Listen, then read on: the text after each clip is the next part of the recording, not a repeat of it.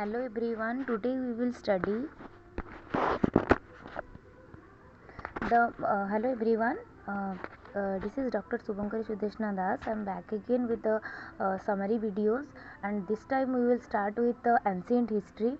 I thought that there are not so much summary videos on the ancient India because it is also a very difficult chapter to and also to interpret, मतलब इसको समझना और interpret करना बहुत difficult हो जाता है, इसलिए आपको 5 से 6 बार बुक को रीड करने के बाद ही प्रॉपर इंटरप्रिटेशन हो पाता है. ठीक है, तो अगर मैं कहीं पे गलत कर दूँ तो मुझे आप लोग थोड़ा गाइड कर दीजिएगा in the comment section. Okay, then let's start.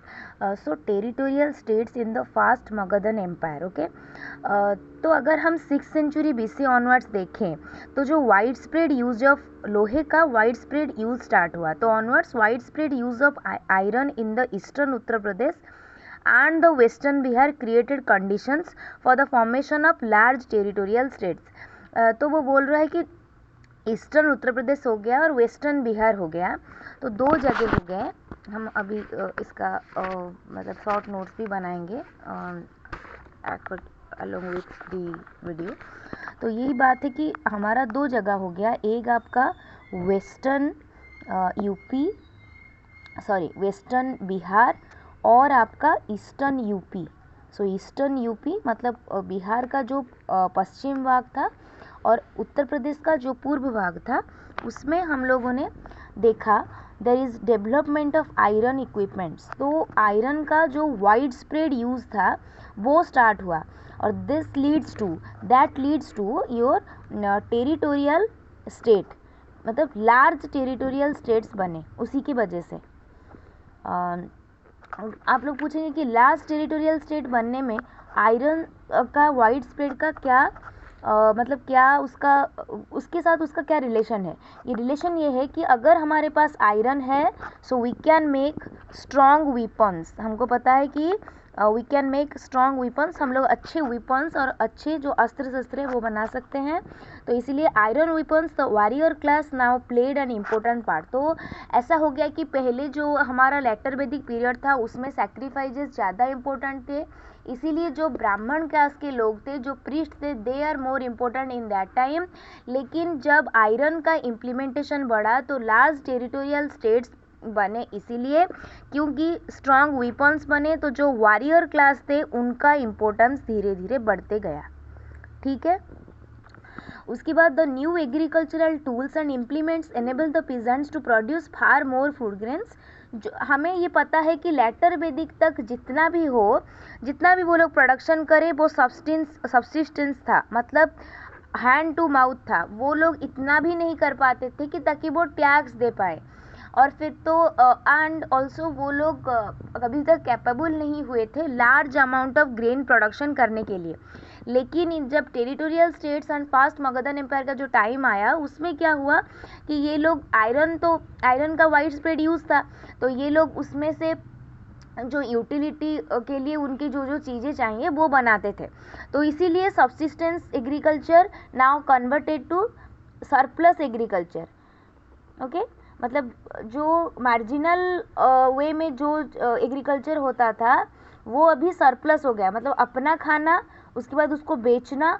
तो उसके वजह से क्या हुआ, जो एग्रीकल्चरल क्लासेस थे वो लोग दूसरे लोगों को प्रॉपरली ज़्यादा फूड ग्रेन प्रोवाइड करने में मतलब वो लोग समर्थ हुए. दे आर कैपेबल टू मतलब produce more food grains and also they required for जो जितने सारे लोग मतलब जितना उनका चाहिए एग्रीकल्चरल क्लासेस के कंजप्शन के बाद वो दूसरे लोगों को भी प्रॉपरली प्रोवाइड कर पा रहे थे.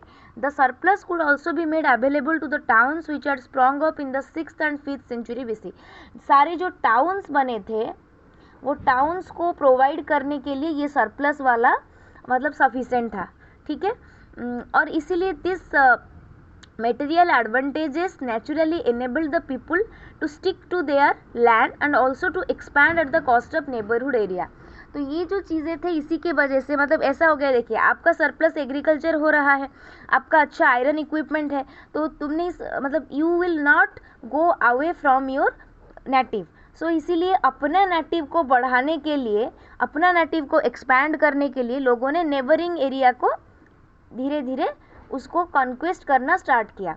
तो दैट कॉन्क्वेस्ट के वजह से धीरे धीरे लार्ज टेरिटोरी बढ़ा और लार्ज टेरिटोरी बना और लोगों का जो टेरिटोरियल है, टेरिटोरियल आइडिया, टेरिटोरियलिटी जो है, मतलब ये मेरा राज्य है, वो हमारा मतलब ये हमारा मतलब राज्य है कि हमारा स्टेट है, तो वो ज़्यादा, वो फीलिंग ज़्यादा आई दैन कि ये मेरा ट्राइब है। पहले ट्राइब के ऊपर लोग ज़्यादा इंपॉर्टेंस देते थे, दैट इज़ जन और ट्राइब जिसको हम लोग बोलते हैं, लेकिन now they are more concentrated और वो लोग ज़्यादा ध्यान दे रहे थे ऑन द जनपदा, मतलब हम लोग जिसको टेरिटोरी या फिर स्टेट बोल सकते हैं, क्योंकि धीरे धीरे टेरिटोरियल फीलिंग बढ़ता गया, क्योंकि हम लोग नेबरिंग एरिया के कॉस्ट में अपना टेरिटोरी को बढ़ा रहे थे due to the advancement of irons and also due to the more surplus food grains. We don't want to leave our place, हम लोग अपने जगह छोड़ के नहीं जाना चाहते थे, और जो मतलब और ऐसा हो गया था कि खाने का कोई कमी नहीं था, food grains are properly surplusly produced,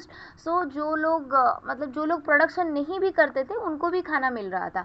तो they are engaged in different works, they are also engaged in wars. So धीरे धीरे ऐसा हो गया था कि जो लोग वार करते थे, मतलब जो लोग वॉरियर क्लास थे, उनका धीरे धीरे इम्पोर्टेंस बढ़ने लगा। लेकिन हम लोगों ने लेटर वैदिक में ये पढ़ा था कि उसमें क्या था, उसमें आज हम लोगों का सेक्रीफाइस इज़ मोर इम्पोर्टेंट था, उस टाइम हमारा रिचुअल्स मोर इम्पोर्टेंट था, हमारी ट्राइब को बचाना मोर इम्पोर्टेंट था, हमारे ट्राइब का चीफ इम्पोर्टेंट था। तो हम लोगों का जो वो था कि प्रीस्ट हम लोगों के लिए ज़्यादा इम्पोर्टेंट था। लेकिन यहाँ पे मतलब ब्राह्मणा क्लास जो थे, मतलब जो ब्राह्मण्स थे, उनका क्लास का ज़्यादा इम्पोर्टेंस था। लेकिन in this period, this territorial expansion, हम लोग एक्सपैंड कर रहे हैं, हम लोग दूसरे ऊपर कंक्वेस्ट कर रहे हैं, तो obviously warriors are more important than in the case of priest in this time. Okay, then the Mahajanapadas. अगर हम देखेंगे कि महाजनपद का क्या क्या मतलब कैसा क्या क्या महाजनपद उस टाइम में बना, तो age of Buddha we find 16 large state called महाजनपद।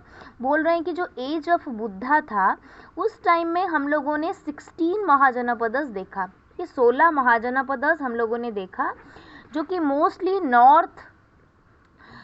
North of the Vindhya and extended from the north west frontier of to Bihar. ठीक है, मतलब जो नॉर्थ ऑफ द विंध्या आपका एमपी में हो गया, वहाँ से बिहार तक का एक्सटेंशन था उसका नॉर्थ वेस्ट में, और extended from the north west frontier to Bihar, मतलब नॉर्थ में विंध्यास हो गया, यहाँ पे नॉर्थ वेस्ट फ्रंटियर से स्टार्ट करके बिहार तक है।